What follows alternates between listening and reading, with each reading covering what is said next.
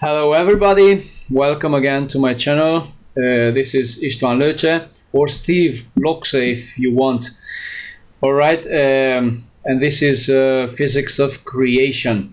I just would like to clear something, to make it clearer. It's not about creation of the world or creation of humankind. I use creation in terms of create parallel realities. Okay, so this is physics of the creation of parallel realities, which we can actually manifest, quote unquote, or just to experience it. Okay, so we can change our realities. That is what about. Okay, so I'm back again here with Stewart Swerdlow, and we will continue the last session we did. This is going to be very interesting each time. The thing is that we do not have enough time, I say, to develop more all the things, all the questions and all the issues. So please be patient, and we will go on little by little. Okay, and again, welcome Stewart. How are you? Fine, thank you, Istvan. It's good to see you again. Okay, you know the honor is mine.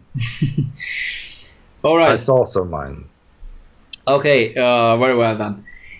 Well, people and Stewart, we finished last time that Illyrian descendants spread out through the galaxy, and they created, let's say like that, more than 100 colonies, right?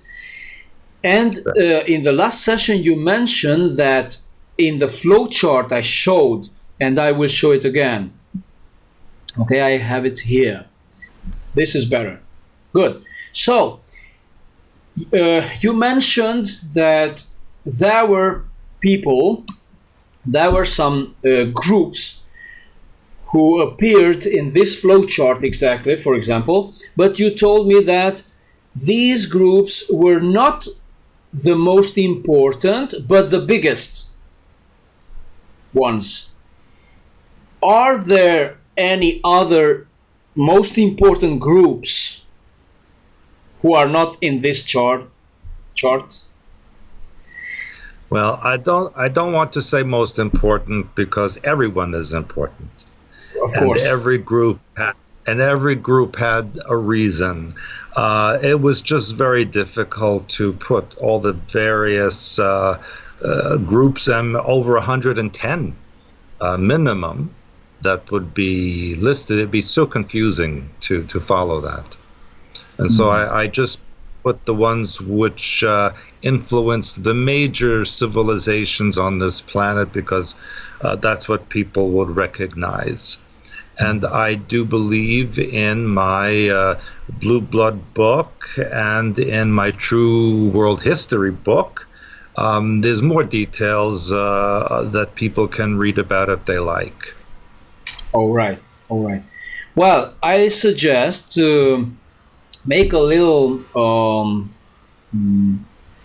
to give people more details, to start to recognize, if we can recognize them in a way or in another, these different civilizations, because as you said that they developed differently from each other. So they developed also differences, even though they are the same Illyrian descendants, right? So if we could start from this chart, from the left side, from Regal, for example. How are they? Rigelians. Rigelians. Yes. Rigel. Excuse me. Yeah, the Rigelians are very interesting, because they had a big issue.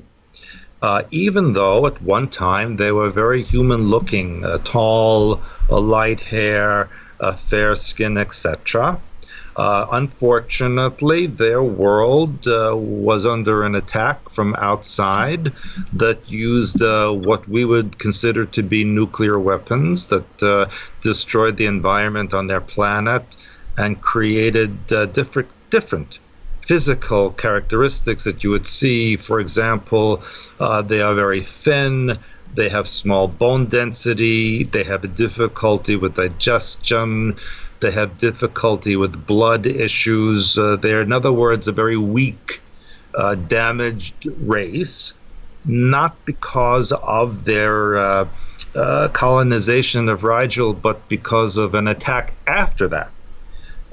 Many millennia later, that caused genetic difficulties for them. Mutations.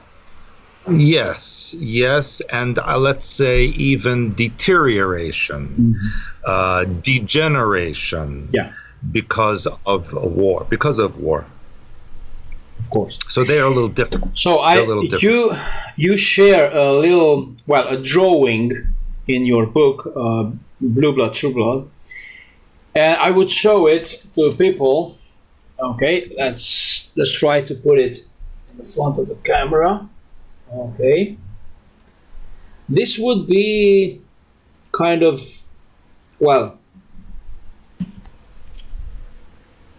could give back, let's say, like to reflect their true appearance, more or less. Currently. All right. Yes, but there was a time in the ancient past they were more like you would see Scandinavian people. All right. Yeah, long time ago. They also have these big eyes, these round big eyes. Yes. Do they have eyelash and eyelids? No eyelashes, but they do have lids. But interesting, Istvan, that there are many groups that have these round eyes. All right. So that's very interesting to me because that seems to be more common than what we have here. So that must have been the ancient genetics that comes through like that. All right.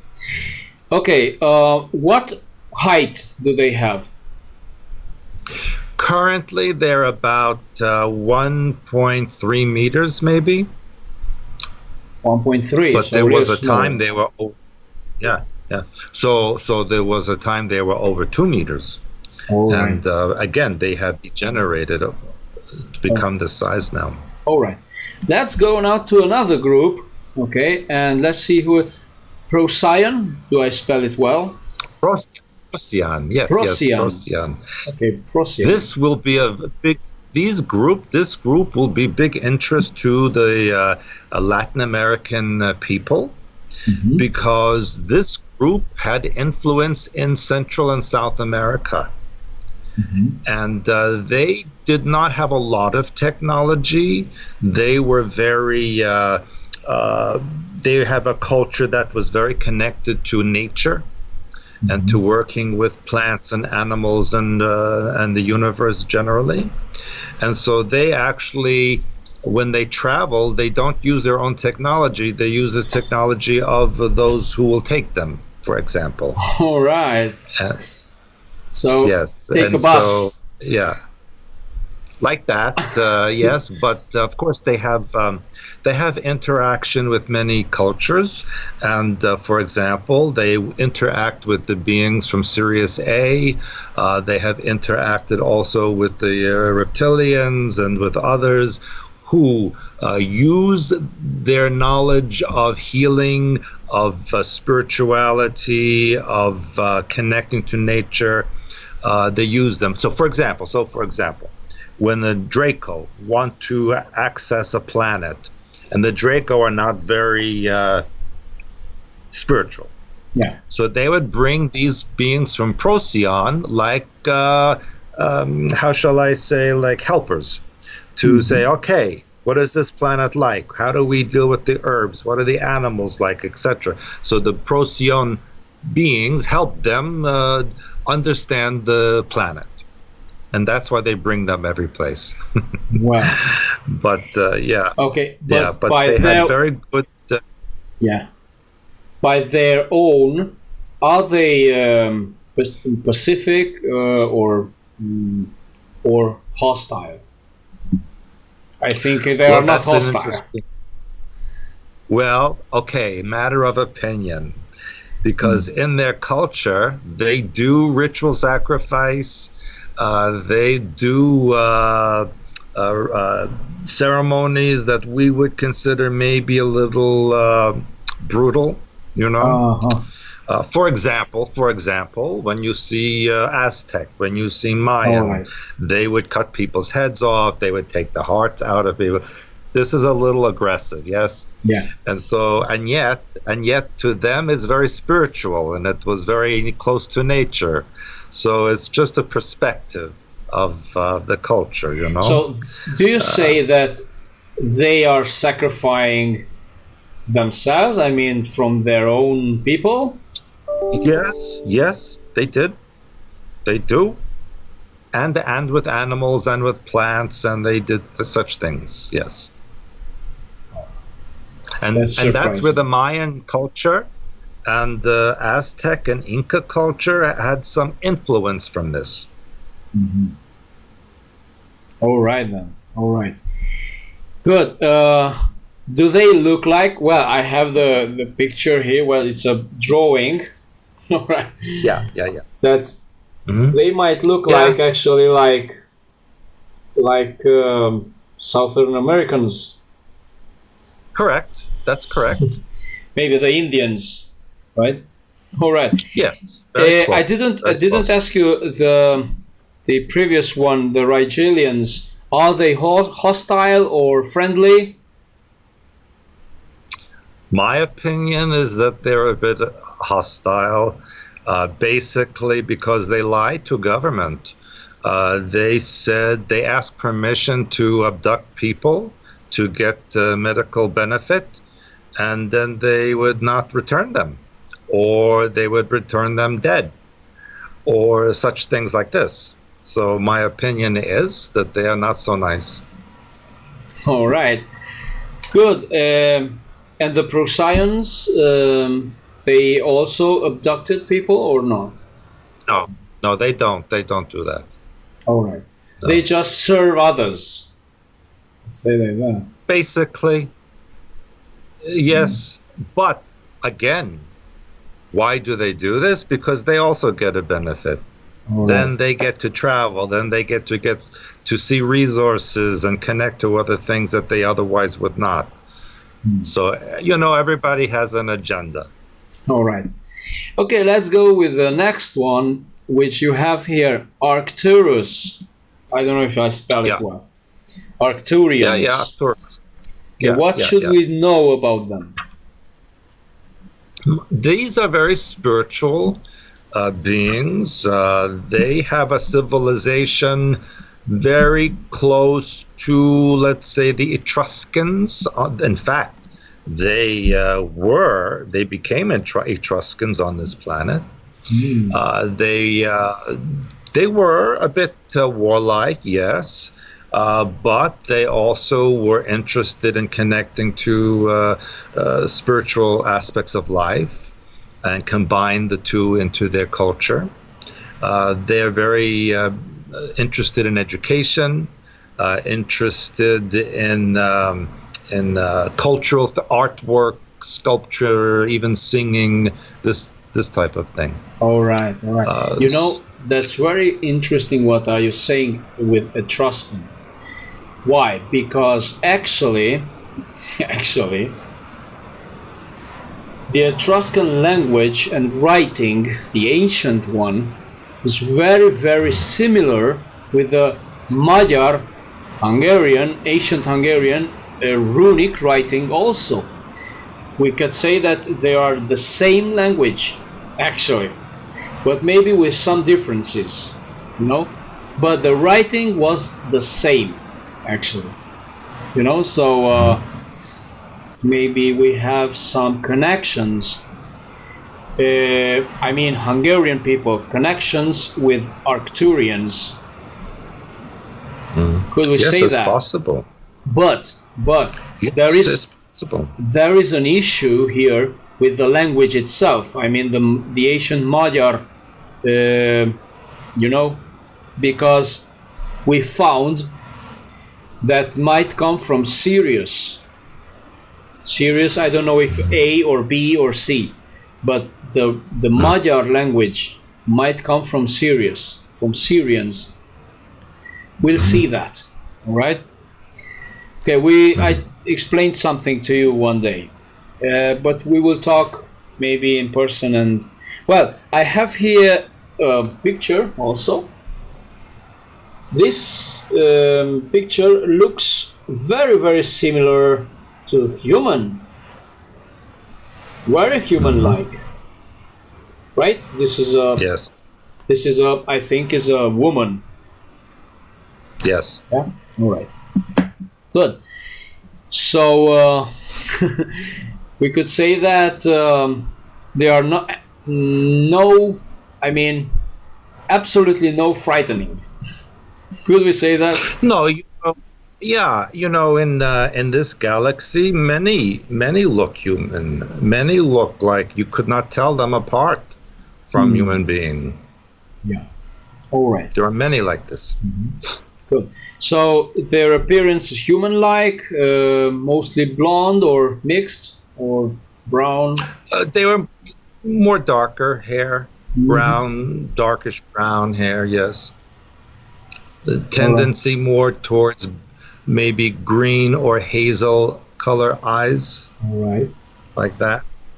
All right. Yeah. Okay. Good. Let's go to another one. And here comes Antares or Antares. Yeah. How do I spell it? Antares, yes, Antares. Good. What should we know about them? They were responsible for creating the ancient Greek culture after the destruction of Atlantis. The Ontarians are a very interesting group. It's a very male-dominated culture. Females are only for procreation, nothing more. They're otherwise considered to be not useful. Oh. The Ontarians are very... Continue.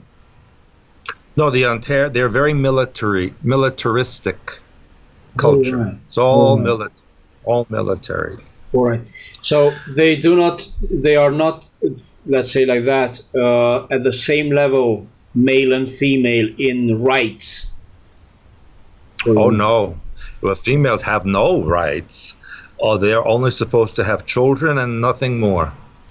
Yeah, but if you say that they influenced the Greeks, so but in that ancient Greek culture, Greeks weren't like that.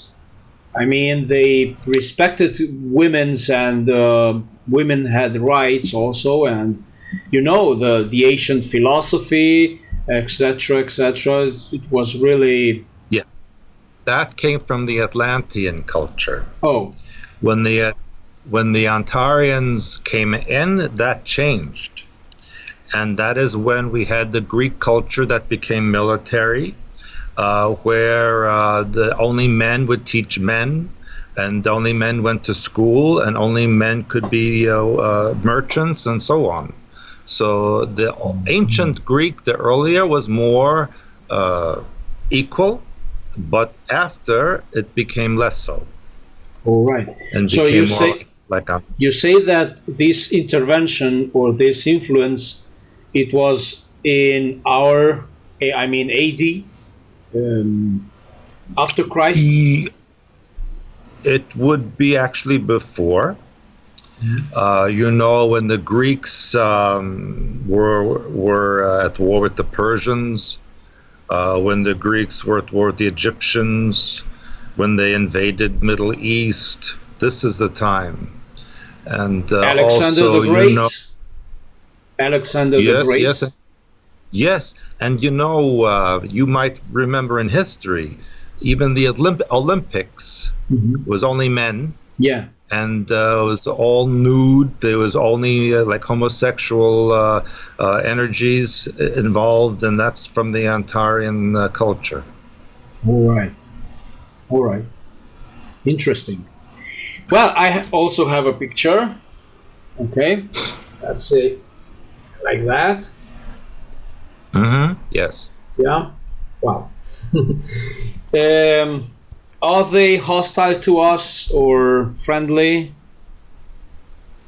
Well, I wrote about them in a Montauk book, I believe, because they were observers there in Montauk. And they were particularly interested in the sexual ritual that occurred. Yes, they are very much involved with this, and they were very aggressive in this also. So again, from my perspective, they also have an agenda, and they are not so much here anymore. This group, not so much on the earth anymore. All right. But I would say they were more aggressive, yes. All right. Okay. And let's do another one because time is running really. Yeah. Okay, Yes. so we have here Nordics, Atlantis, but we will leave this. We will leave this one for the Earth history. So for another session, and we have a different one, Tau Ceti or Eridanus. Okay, what should we know about them? Ah, yes, very close to me and you, Istvan, because Tau Ceti, because Tau Ceti was very much involved in Slavic and Eastern European culture. And yes, and my opinion of them is that they have an agenda to get rid of all of the grays. Why? Because a long time ago, the little grays came to Tau Ceti star system and kidnapped many children and killed many children. And so the Tau Ceti people made a vow that they would attack and destroy all the grays wherever they find them. And even here on this planet. And but this became a problem because they were attacking the grays in the United States who were giving information to U.S. government. So the government was not happy with the ones from Tau Ceti. And I wrote about a story that happened in 1960. A ship from Tau Ceti crashed in Mojave Desert, 1960. And inside was one being from Tau Ceti. And he was basically arrested and taken to an Air Force base in North Dakota, where he was interrogated and then executed. So that he could not turn or communicate to his people again. But Istvan, I know that since that time, at the time, the government of the Soviet Union became very friendly with these beings and gave them bases in Siberia and even in the Ural Mountains, which they still have, you see? Right. This is why you never, ever hear about little grays in Russia or Eastern Europe, ever. Because they are not there. Because they would be killed. All right. Correct. Okay, how do they look like? I mean, particularities. The Tau Ceti people are maybe 1.5 meters, maybe. Very stocky, very thick body, human body, but very, very muscular, very thick, dark hair, very thick neck, Russians. like Russian people, maybe like typical Eastern European people. They would be like that, yes. But I think that even though they're aggressive, and even though it's because of what happened to them. I don't think they like to be like this. But they have also colonized Epsilon Eridanus that you mentioned before. All right. They have colonized this area as well. And again, very close to Russia or former Soviet Union and former Soviet republics. Very close to these people. Yeah. And you say it also in your chart. Exactly. Okay. All right. All right. Good. So these... Oh, all right. Excuse me. I also have a picture. So from your book... Ah, there you go. Yeah. This must be one of them. They have pointed ears, as you showed me. More pointed. Yeah. More pointed, yes. Mm-hmm. Good. All right. Are they friendly to human, or they don't care? Well, I think they are friendly to humans who do not like the grays. And okay. Yes. So they're not friendly to American government. All right. All right. Good. Now, I think that these would be those important descendants. We will talk about the vegans also, but Vega, right? Vega actually is part of Lyrae. Yes, yes, correct. But the vegan beings are more manufactured like the Greys. All right then. Well, so though these would be those groups, the most important ones, or biggest ones, who are Lyrian descendants. And we will talk about Atlans, and we'll talk about the Maldikians with the beginning of the Earth history, let's say when they come to Earth, and we will go on. All right, so let's stop here for the moment, and we will continue with this part in next session. Okay. Mm-hmm. Well, thank you for everybody and to listen. Thank you, Stewart, also, and always we will get, let's say like that, richer or more rich with knowledge from you. Okay, so nothing more. I send you a big hug to everybody, and to you, Stewart, and see you next time. Thank you very much. Goodbye, everybody.